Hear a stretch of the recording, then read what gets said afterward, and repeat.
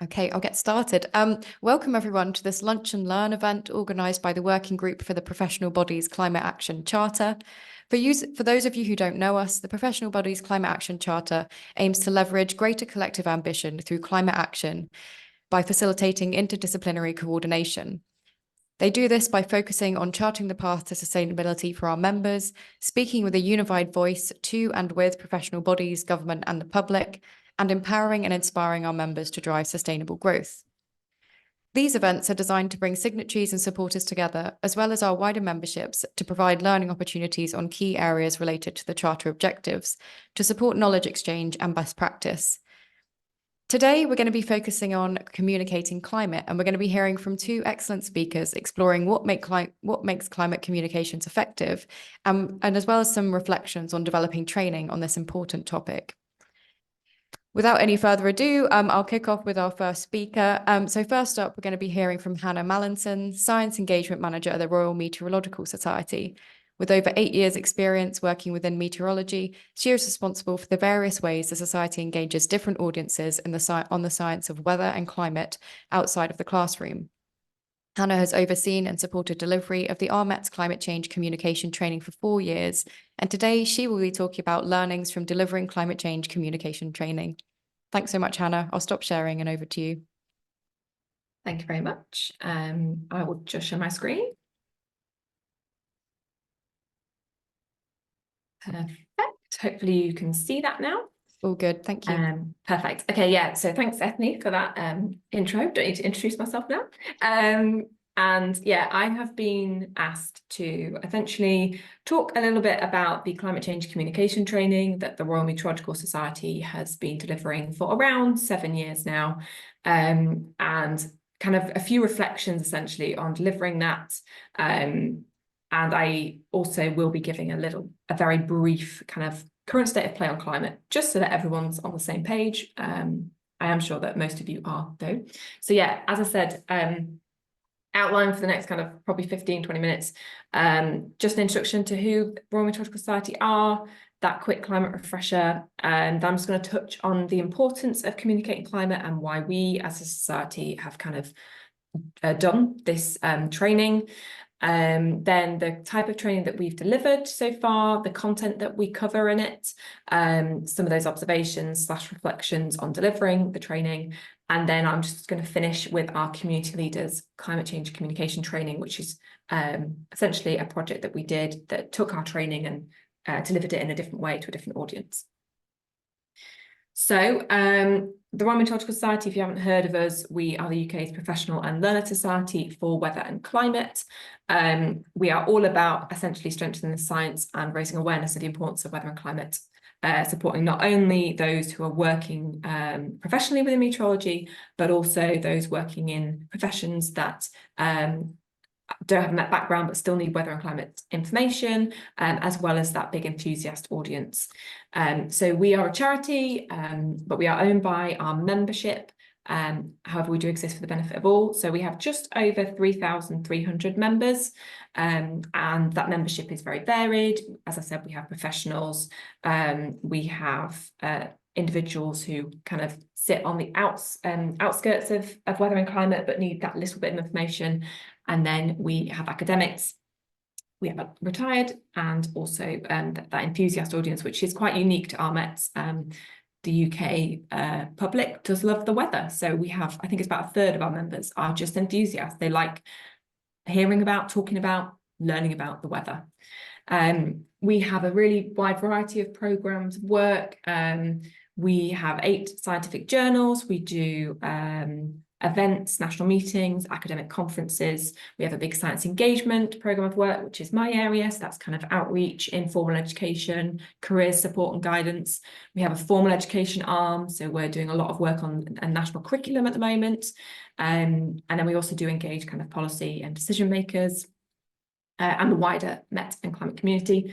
We're quite a small professional body. We have 19 members of staff, and then we have the current count is just over 500 volunteers.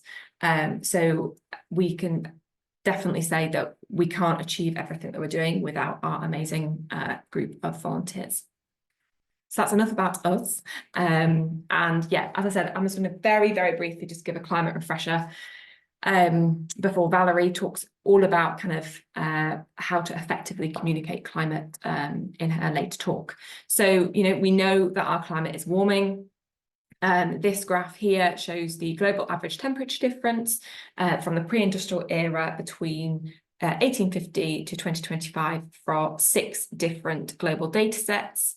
So they're all coloured differently. And what you can hopefully see is that there's quite a bit of wiggling kind of up and down from year to year. So that's the year-to-year variability. So you can have a cold year relatively, followed by a warm year relatively. But hopefully what stands out, and we know, is that over time there has been an upward trend, particularly from the late 1970s onwards, but really from about 1900. And another way of looking at that graph is through Ed Hawkins' climate stripes, which I've put at the bottom and I've aligned with the graph above. So they're showing exactly the same data. Each stripe represents a year in the temperature record. So blue colours represent colder than the long-term average, and the red stripes represent warmer than the long-term average.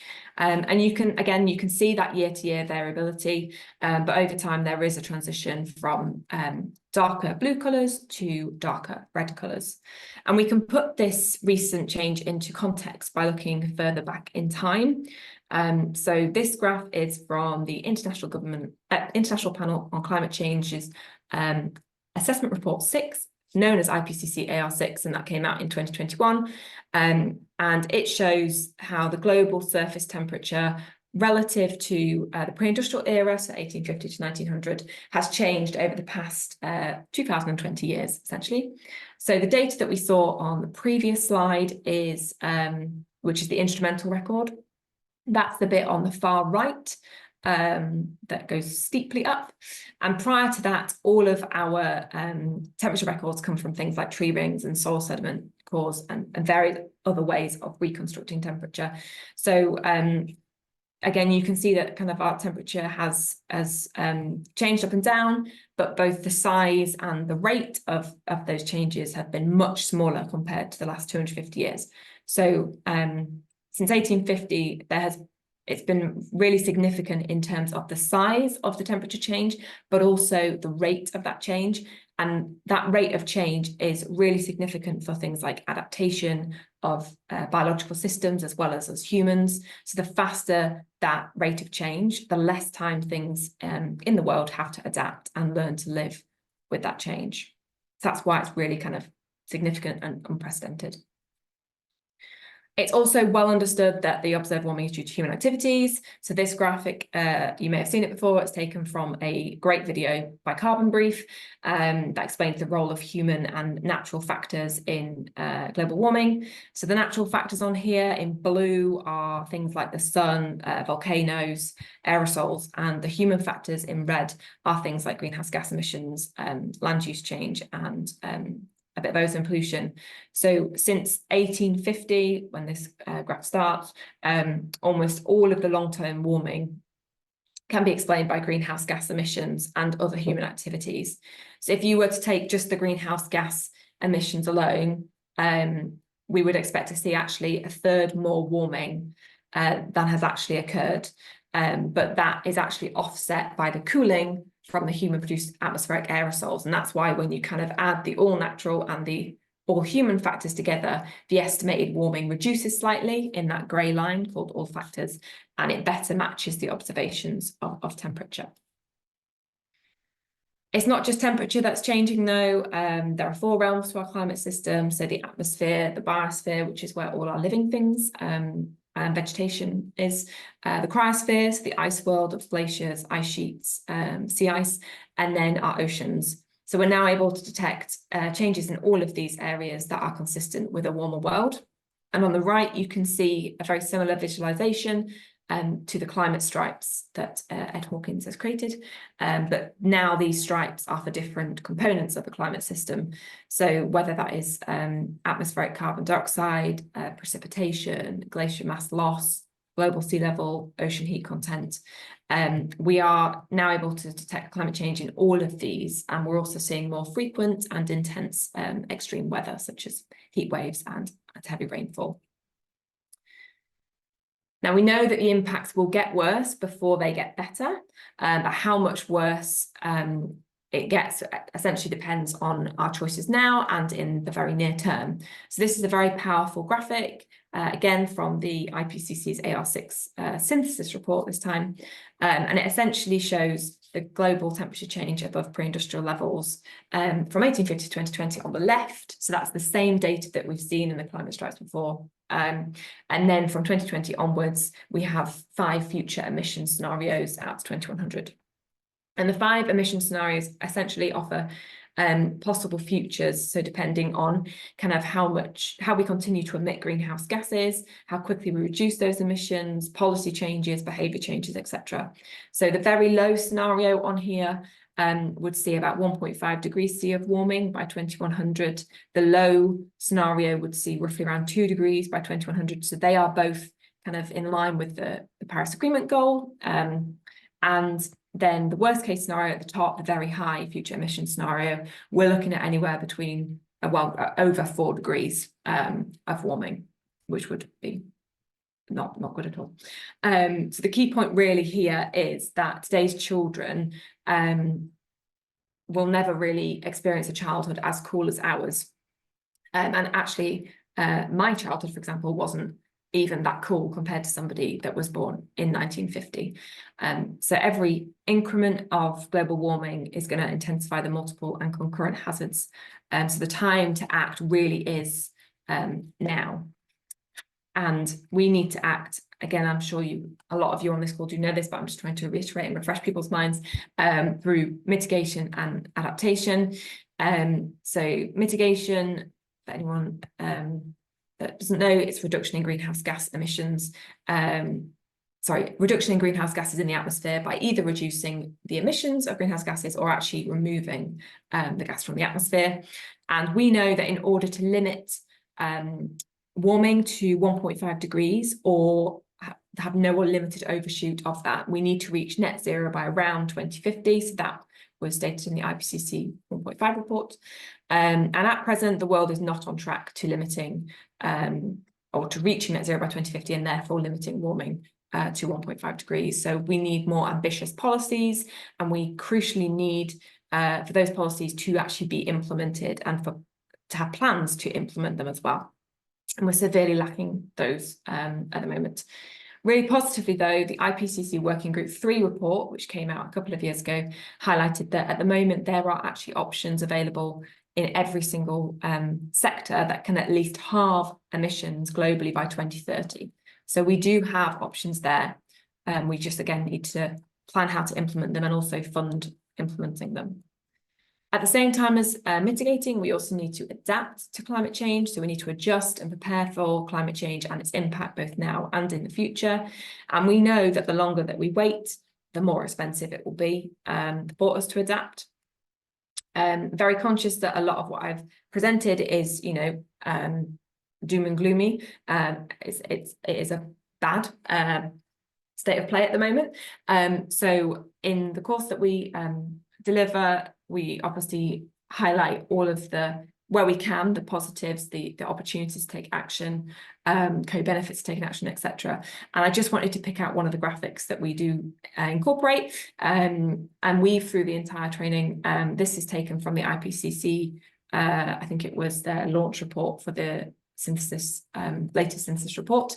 So the fact that every single action matters, whether that's on an individual, local, regional, national and international level, every single ton of carbon dioxide that we can prevent from putting in the atmosphere is going to keep us away from things like tipping points. Every single bit of warming matters. We talk about these 1.5 and 2 degrees C targets as the boundaries that we do not want to cross. But actually, if we cross 1.5, we're much better limiting warming to 1.6 or 1.7 than going over 2 degrees. Every single year matters too, and we need to take action now and not leave it until 2030, 2040, etc. We know that the impacts will be worse at that point and it will be more expensive to tackle.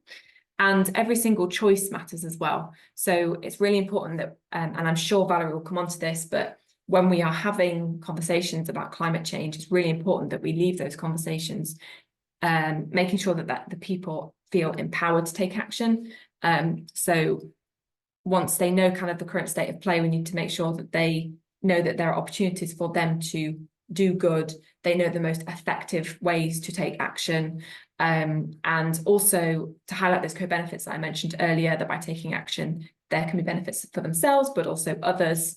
And also ensure that we're highlighting accessible and realistic solutions, because everyone has a different situation and have different things that they have access to. Yeah, and that's essentially just to make sure that it's not all doom and gloom. So moving away now from the kind of climate refresher, I wanted to spend just a slide really just highlighting why it's important for us to be communicating climate change. It's a very obvious thing for us as the Royal Meteorological Society, all things weather and climate, for us to be communicating about it, but there are definitely broader reasons. Climate change is one of the biggest issues of our time, and I think we all know that. We're all here on the call to hear about communicating climate. It is challenging because there are other big issues that people are absorbed in, wars, cost of living crisis, global pandemic. So climate change is one of those things that is actually going to have a significant impact over a much, much longer timescale than some of those things. So it really is a very important issue. And I think we as either professional bodies or as individuals with kind of a sphere of influence or an audience to talk to, we have a role to play in talking about climate change and getting others kind of on board. So communication really is essential for raising that awareness and understanding. You just have to look at some of the recent surveys to see that there are quite a few people still that lack awareness or understanding or are confused. I did check the latest stats from the UK government a couple of days ago. They do a regular poll on public awareness and behaviour towards climate change, and actually I think they had about 4,000 responses, and over half of those felt that there is so much conflicting information about climate change that it is difficult to know what to believe. So that is just evidence that there is a need to be clearly and concisely presenting the facts of climate change and directing people to kind of trustworthy resources. It's also really essential for kind of inspiring action. We know that effective communication can motivate people to take action. And we also know, as I've put on the slide, that there is actually a bit of misunderstanding around the best actions to take. So many people actually overestimate low impact actions and they underestimate the high impact actions. So that in itself is a gap that we can fill by communicating better there.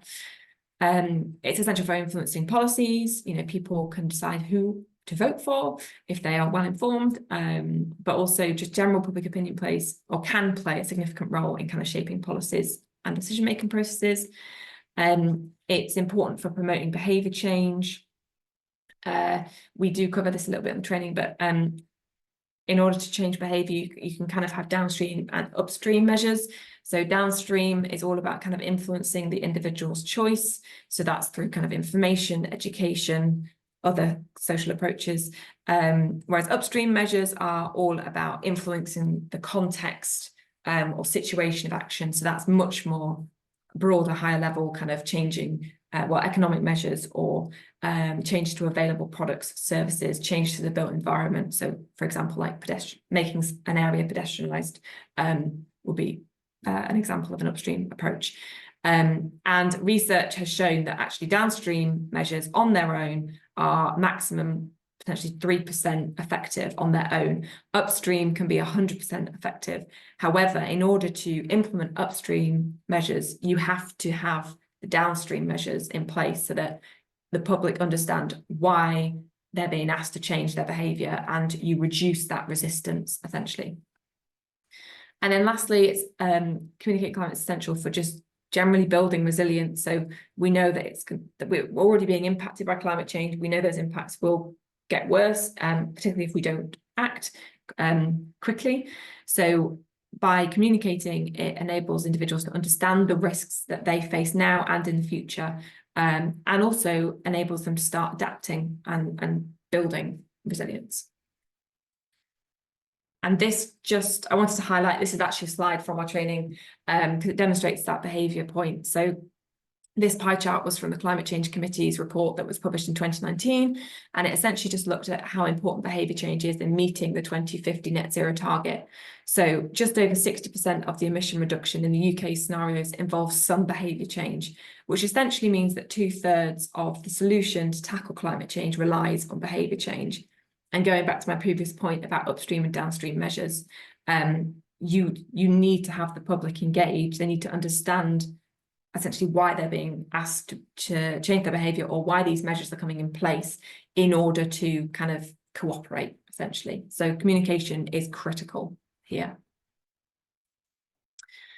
Now just moving on to the training that we've delivered so far. So we have been delivering it, as Ethny said, around 7 years now. I myself have been involved for about 4 years. So all of it started because broadcast meteorologists essentially needed support on how to answer difficult questions about climate change during live interviews. They were getting asked more and more, and they didn't feel that they had enough resources available, or that their knowledge wasn't as refreshed as they wanted it to be, to confidently give those interviews.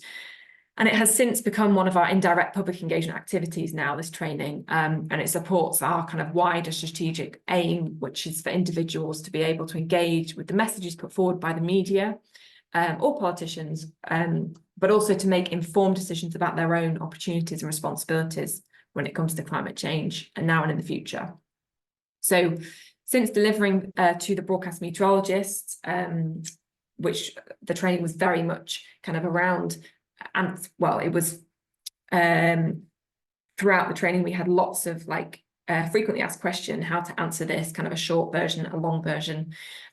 We have delivered similar training to kind of operational meteorologists in industry, and then we actually flipped the course to deliver it to journalists. So when we delivered to journalists, it was much more about identifying some of the stories that are that can be told and need to be told, but also educating the journalists on kind of, these are the key questions. If you're going to ask a question about this bit, like ask this particular question because it communicates the key points. Avoid this question because actually it's a bit of a non-question, and essentially, we were trying to come at it both angles, support the broadcast meteorologists and the journalists to make sure the conversations they were having were the most effective, and communicated the key points that we needed to get across. And then we broadened out even more to, as you can see from the list here, so PR and comms professionals, horticulturists, especially horticulturists working in kind of a public engagement role, senior church leaders, who wanted to implement things across the church, and mitigation and adaptation policy professionals in local governments, translators and copywriters, who actually, they not only wanted to increase their own knowledge, but they wanted to improve the communications of their clients, which is very interesting. And we actually delivered a bespoke exercise for them where they were literally given poorly written kind of content on climate, and they had to incorporate all the learnings from the course and improve it. Yeah, which was very a good exercise, beneficial. And then we more recently have done some public engagement professionals in museums, and currently doing emergency responders as well. So all of the training can be, we've tailored it to every client. We have a level 1 and level 2 version. Level 2 is for those with a MET background. Level 1 is for people that do not have much of a scientific background and certainly haven't done in-depth meteorology. And we tweak the activities, we tweak the depths of the content that we go into, and some of the focus as well. And we are actually still providing ongoing support to broadcast meteorologists, and have been since we started. A good example of somebody that came through our training and now delivers climate content on probably a weekly or fortnightly basis is Laura Tobin on Good Morning Britain. She has done some excellent climate communications on her segments in the morning. And it's nice to have seen kind of that impact from the training and ongoing support that we're delivering. This is just an overview of our content. So yeah, it's 3 core modules. Again, as I've said, we tweak it according to the client.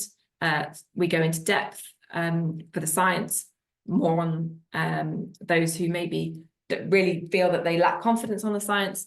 And then some clients will say, I feel confident on the science. I want more about like the policy or the actions or the communication side of things. So yeah, it can look very different for different clients, but I won't read all of these out. You can read kind of the topics that we cover here. So observations, these are my personal observations, by the way, from delivering it. And I have also conversed with some of the freelancers that help deliver it as well. So yeah, you may disagree with some of these, but these are personal. So the conversation has definitely shifted over time. I found particularly in the media. So whereas people always used to ask, is climate change real? It is definitely now, is this due to climate change? Is this an extreme event due to it? What are the impacts? So yeah, it's no longer commonplace either in an interview to have a climate scientist against a denier, whereas it used to be, and that actually presented kind of false balance. It didn't represent the peer-reviewed literature at all. So that's a really good thing that we've moved away from that. We're also increasingly being asked about what people can do on an individual basis and what actions are most effective. And the need for adaptation, I think, is becoming very evident just from the extreme weather events that we're experiencing. And unsurprisingly, more and more clients have been asking for more content within the modules already on adaptation, but also adaptation-specific modules. So we are actually nearing the end of developing a new entire module on climate change adaptation. It has become increasingly mainstream in the media, particularly since 2021, when the UK held COP26. Examples of that are the fact that the BBC added a climate tab at the back end of 2021, and Sky produced their daily climate show, which is still running now. The type and range of clients we delivered has definitely broadened out substantially in recent years, and I think that is a reflection of policy changes. You know, the UK legally committing to net zero by 2050, the impact of many initiatives, e.g. Pledge Net Zero, even the Professional Bodies Climate Action Charter that RMETS is a signatory to, and that's why I'm here today, as well as just general public pressure and kind of the school strikes. And then this is something I had literally reflecting on this morning. Each client has had very different concerns and interests around climate change, and it's only been through making the climate story relevant to them that the training has been beneficial. And I'd say that that is exactly the same as when you're communicating climate to your colleagues, friends, family. You have to make it relevant to them. And I'm sure Valerie will build on that later. And delay and dismissiveness is the new denial in climate. So I think some people have called these lukewarmers. They will admit that climate change is happening, and some of them will admit that it is due to humans. However, there's always a but, and that but is it's too late. Alternatives are risky. The impacts are worse than they said they would be, so there's no point. They push non-transformative solutions. They say it's not their responsibility, it's somebody else's, etc. So there's always that but. And then very quickly, because I'm conscious I'm already at half an hour, this is the project that we delivered from 2022 to 2023, and it took our climate change communication training and essentially delivered it to community leaders in the UK, and changed kind of the whole structure. And we did review or tweak the content, sorry. So we did this with the British Antarctic Survey, with funding that we got from NERC, Growing Roots Public Engagement Fund. And essentially we delivered 6 free virtual training sessions to 116 community leaders in the space of about 6 months. And to measure impact, we did 2 surveys, 1 month and 6 months after. And thankfully 65% of survey respondents assess the impact of their kind of increased confidence awareness on the groups that they work with as noticeable or significant. So that's great. They've come to our training, they've gone away, and they feel they've had an impact on their community group in relation to climate change.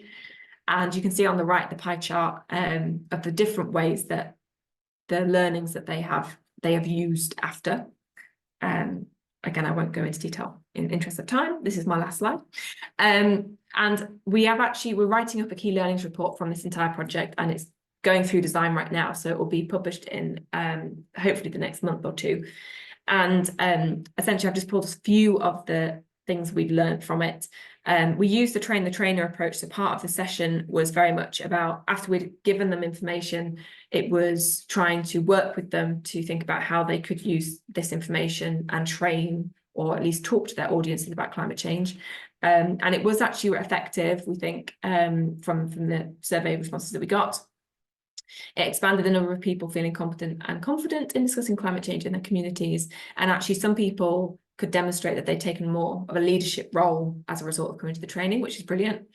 It also meant that actions and behaviour change and influence in and beyond the participants' immediate communities. So there was one participant that came along and actually met with Zero Carbon Guildford, and as a result, Surrey County Council has produced a climate change toolkit for different parishes.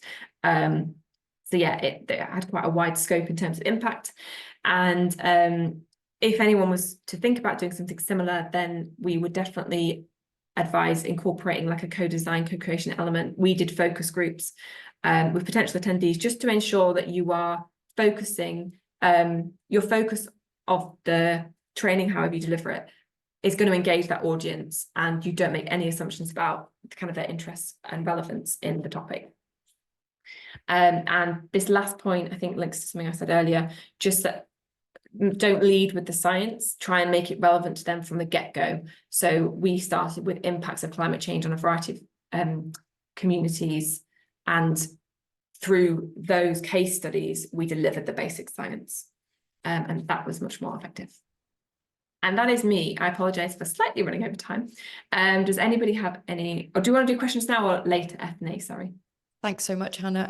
We're going to do questions at the end, if that's all right. So please do, all the attendees, put your questions for Hannah in the Q&A function. Thank you so much for that, Hannah. That was a fascinating overview of RMET's approach, and also just some really useful tips on how you can do this kind of training and how it's effective. And I couldn't agree more with the focus on solutions and empowerment. So thank you so much for that. Great. So next up, we're going to be hearing from Valerie Leiston, leading Media Trust Communicating Climate Programme.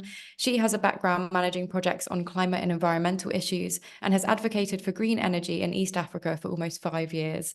At her current role, she brings together two of her passions, working to strengthen the climate movement and building the capacity of the charity sector. And she's going to be providing an introduction to communicating climate. Thanks so much, Valerie, for joining us. Over to you. Thank you. Thank you very much. Are my slides okay? Yes, all good. Yeah, perfect. Hi, everyone. Yeah, Hannah, that was a fantastic presentation. So I'm going to try and build up on that presentation. So it's great to have you all here. My presentation today will be giving a short introduction into communicating climate effectively. So while Hannah went into detail on the climate part and communicating the climate part and communicating that what we really need to share.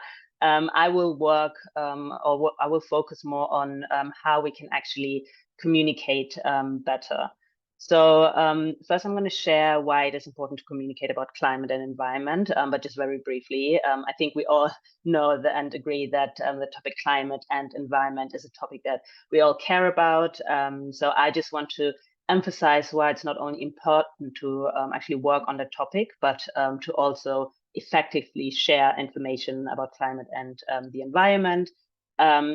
Then I'll be giving a few examples and tips on how to best communicate climate. Of course, keep in mind, we could spend hours on how to effectively communicate. So I'll just share a few learnings, a few things from our workshops. And if you go home with one thing you remember or can take from this workshop today, that will make me really happy. And then lastly, I will share more information about how we as Media Trust work on the topic communicating climate. So yes, first of all, I'm Valerie, and I'm leading the Media Trust Communicating Climate program. So Media Trust was founded in 1994 with a vision to create a more fair and equal society by leveling the playing field for media representation in the UK. Since then, we've built influential partnerships with the media and creative industry to facilitate mutual skill sharing and strengthen the voice of charities and underrepresented communities. Our award-winning training and industry expertise supports charities and other types of organizations in developing their communication skills, their digital skills, while also giving young and underrepresented talent a platform to break into the media and the creative industry. So why effective climate communication matters? So we know that it matters. Just by you all attending this session, I know that you deeply care about climate and are also interested in communicating climate. So the crucial part here is not just the communicating, but it's also on how to do it effectively. So Hannah has already given several reasons on why we need to communicate about climate change, but I'm just going to highlight 3 examples of why effective communication matters and is needed. So first, for climate crisis awareness, we've heard that public understanding of the climate crisis is essential for fostering the necessary collective action. Effective climate communication can raise awareness about the severity and urgency of the problem. Then also for mitigating climate change by effectively communicating the cause and consequences of climate change. Individuals and communities can be motivated to take meaningful action to reduce greenhouse gas emissions and also mitigate its impact. And then also for environmental justice. So climate communication can highlight the disproportionate impacts of climate change on marginalized and vulnerable communities, fostering support, equitable solution, and climate justice. As I said, there are also way more reasons, but just to highlight 3, and many people communicate about climate, but they're not doing that effectively.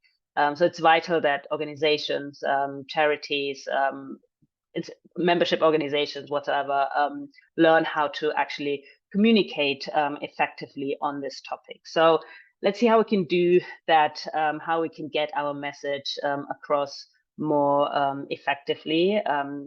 Here are 3 tips that I want you to go home with today. So firstly, create impactful content. So when speaking about climate and environment, we would say, or I would say, avoid using jargon, avoid using terms like net zero. Like, does your audience really understand what is meant by those terms? When they do, then use it. Or do these terms actually alienate them?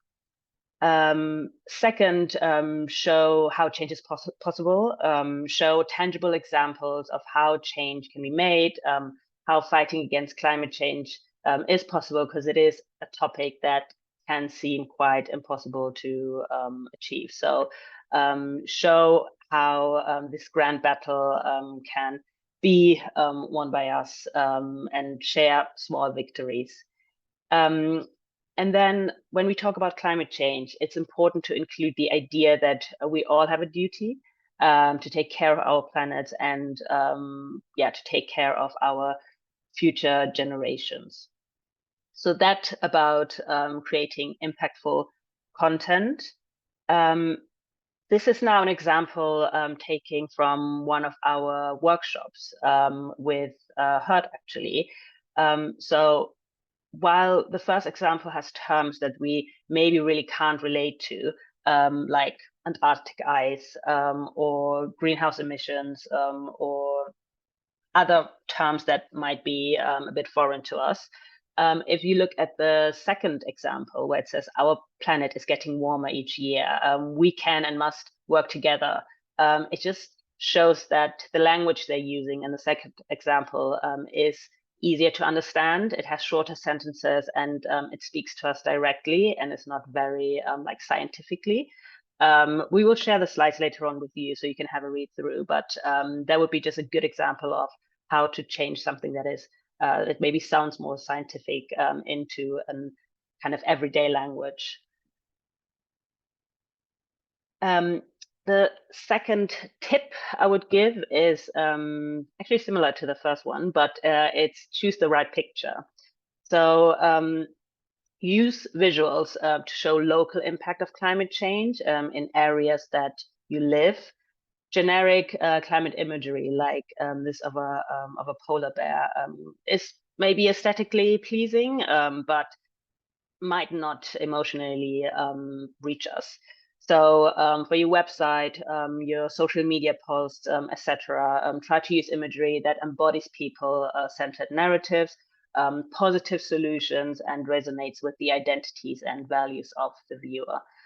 So yeah, as instead of taking a picture of a polar bear, maybe take a picture of how climate change is affecting your local neighborhood, like this picture of a woman who I think is, you see her and her possession after a flooding.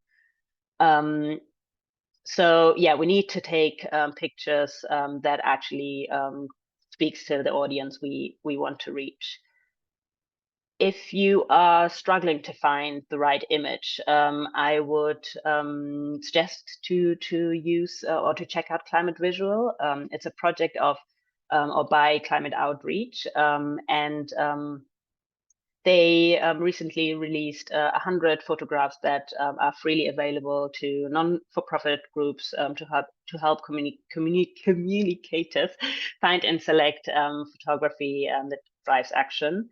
So here it's really about showing real people and which impact climate change has on them, but also the solutions that can be found.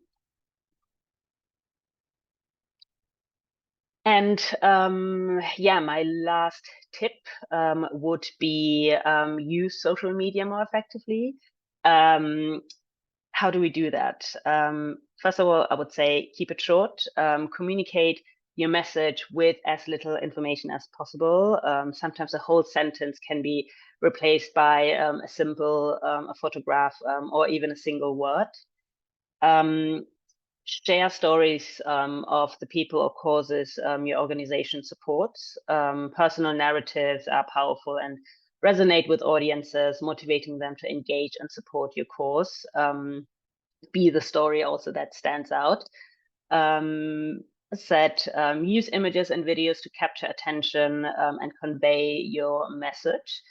And then engage with your followers, respond to comments, messages, and mentions promptly. Show appreciation for your supporters and encourage conversations around the cause. Engage with your audience. It really helps foster a sense of community and loyalty. And then also partner with influencers or other organizations to amplify the reach of your of the message you want to get across. Identify individuals or groups whose value aligned with yours, and collaborate on social media campaigns or even events. Those are just 3 small tips out of many tips I could share. But these ones have been taken from our program, Communicating Climate. So Communicating Climate is now heading to its 4 years, and we support UK Environment and Climate Organization to enhance the reach and power and impact of their communication. It's a 6-month strategic communications training program that is specifically designed for organizations working on climate, environment, but also related issues. And this year we're actually working with MGOMD, who is supporting us strategic and is also funding the project. Now, maybe more relevant to you. So this program gives charities free access to different workshops that are on framing, segmenting and engaging audiences, using social media strategically, campaign strategy, intersectional storytelling, or how to get into the media.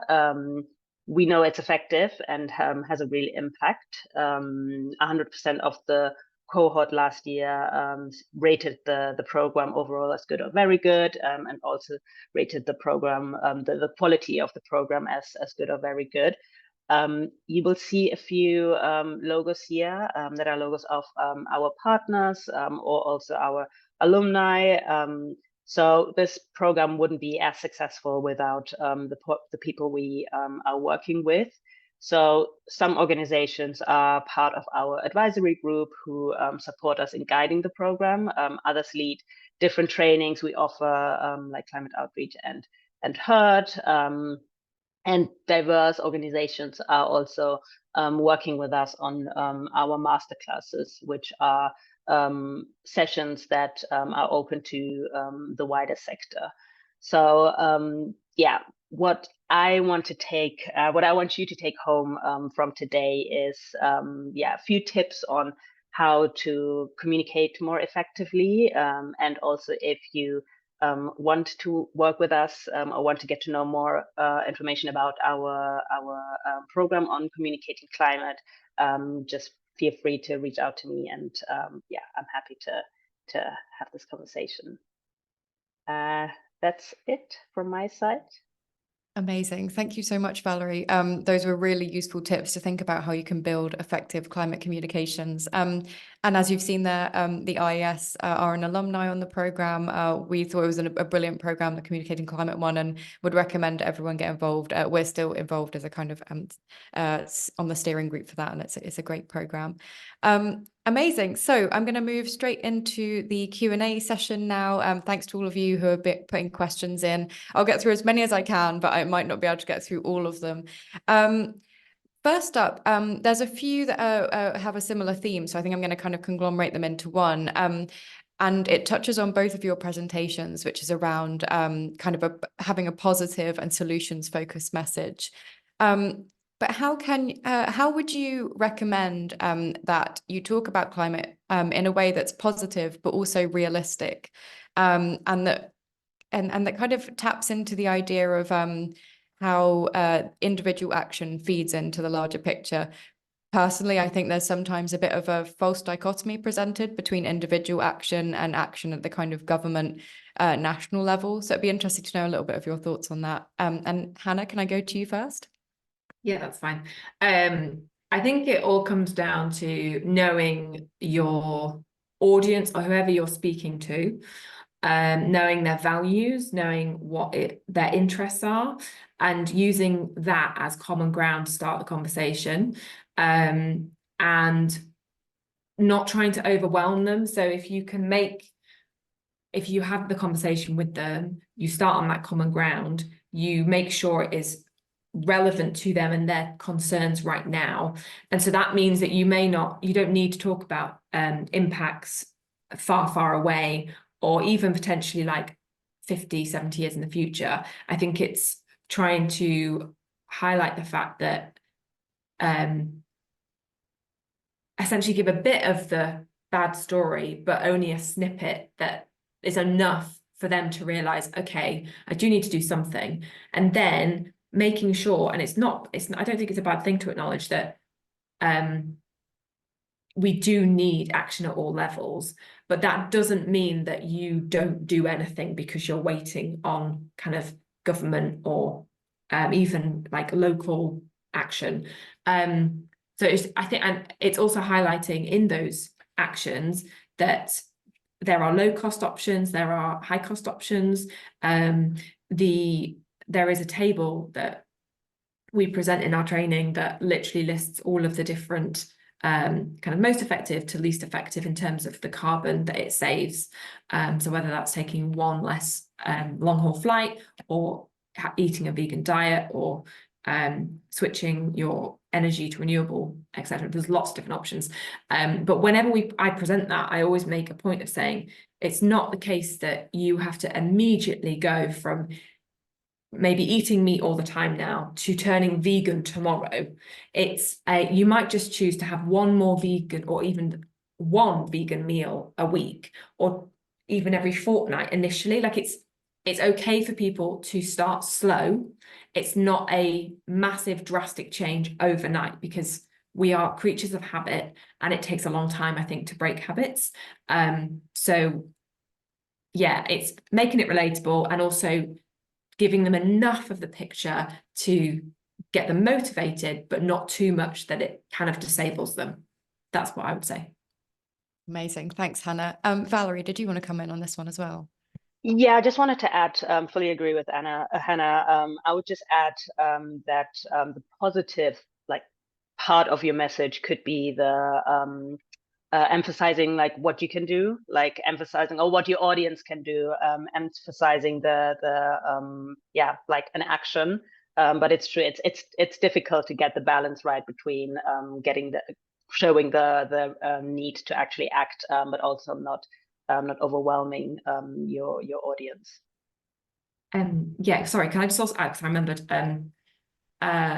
sometimes I think people don't remember the power of just talking about climate, and also kind of the power of social norms, in that we are all creatures that like to follow sort of social norms. So if you know that somebody, or a friend or a colleague, if they talk about already doing something, so maybe they've already decided to eat one more vegan meal a week. I might change my example. I don't know, they've decided not to use the car every day to go to work.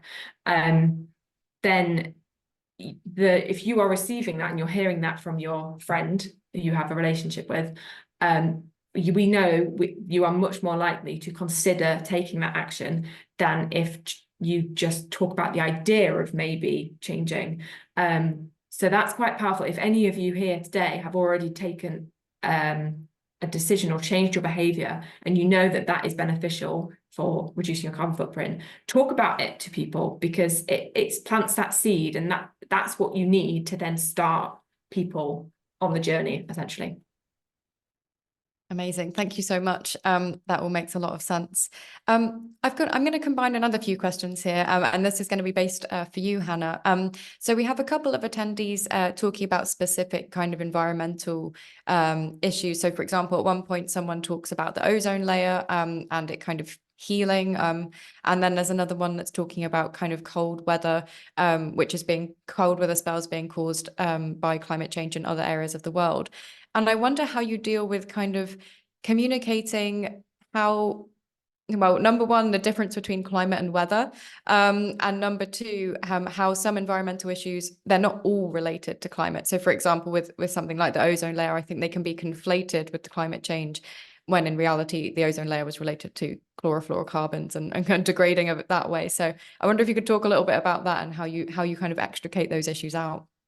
Yeah, exactly. There is quite a lot of the questions that we get asked actually on the training, they're around essentially a bit of misunderstanding or miscommunication, and weather and climate. People always they have different ways of describing it, and I don't think it is clear, especially if you've never had the difference explained. It isn't always immediately obvious. So the way that we describe it is that climate is what you expect, and weather is actually what you get. And that's not the scientific definition. It's just an easier way of trying to understand it. And you can also use the idea that the climate is your wardrobe, and then the weather is the outfit that you pick that day. Because obviously in your wardrobe you have lots of different options, different layers, thicker jumpers, tiny little dresses, skirts, etc. So yeah, there's lots of different ways of describing it, but yeah, essentially climate is long term, always 30 years or more. Weather is kind of hours to days to potentially maximum 1 to 2 weeks. And on that ozone question and topic is a very good example of there just being two different stories at play, and one of them impacts climate more heavily than the other. So the ozone layer, you're correct in that it is recovering. So as Ethny said, the chlorine and bromine containing gases, things like CFCs that were in aerosols or refrigerants, they were essentially degrading the ozone layer, which is kind of in the lower stratosphere. So we live in the troposphere, and the stratosphere is the layer above. And that is now recovering because we've removed some of those CFCs, and that does have it does have a small impact on kind of some of the radiation coming in and out of Earth, but it's not contributing to climate change.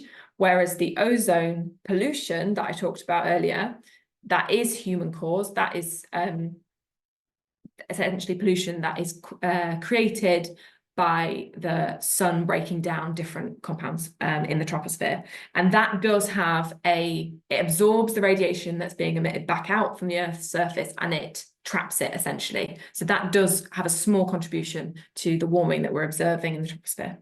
But they are two different things. And yeah, it's just trying to be as clear as possible. We do have like a frequently asked questions resource that comes alongside our training, and some of those frequently asked questions, essentially where people maybe aren't as clear as they could be, we delve into so that they have that as a resource. That's great, thank you. And I think, like you said, it's so difficult to understand. It is so a complex area, and I think training like what RMETS is doing, especially with media organizations, will make a big difference, because then they can communicate these environmental issues and kind of show how they interlink or don't interlink with each other. So yeah, that makes a lot of sense. Thank you. Valerie, a question for you. So obviously through the Communicating Climate program, you work with a whole range of charities and different kinds of stakeholders. How do you recommend breaking out of our collective echo chambers when working with environmental organizations to influence change beyond those who are already kind of converted to the cause? Yeah, that is a good question. That is definitely a question a lot of charities and organizations struggle with.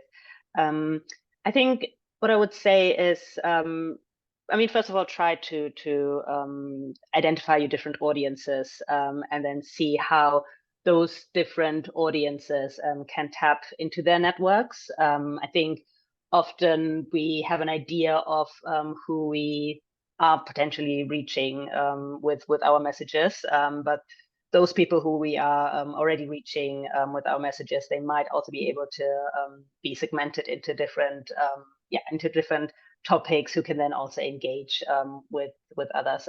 Try different methods. If there is, I don't know, if you are publishing reports to reach a particular audience, obviously it might not reach everyone you would want it to reach.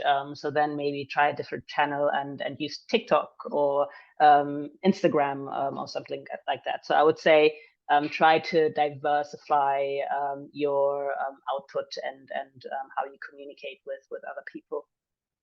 Amazing. Thank you, Valerie. I'm afraid that's all we have time for today in terms of questions, but thank you so much to our speakers, Hannah and Valerie. That was just excellent. And to all of our attendees as well for all of their questions. I'm sorry if I didn't get to yours.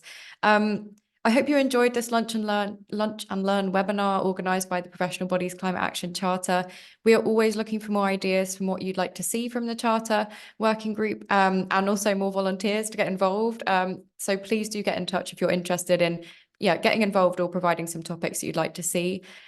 Or if you're if you work at or are a member of a professional body that is not yet a signatory or supporter, please do encourage them to get involved. I'd be always happy to have a chat with them as well to talk through the process a little bit. I hope you will have a lovely rest of your day. Thanks again. Goodbye.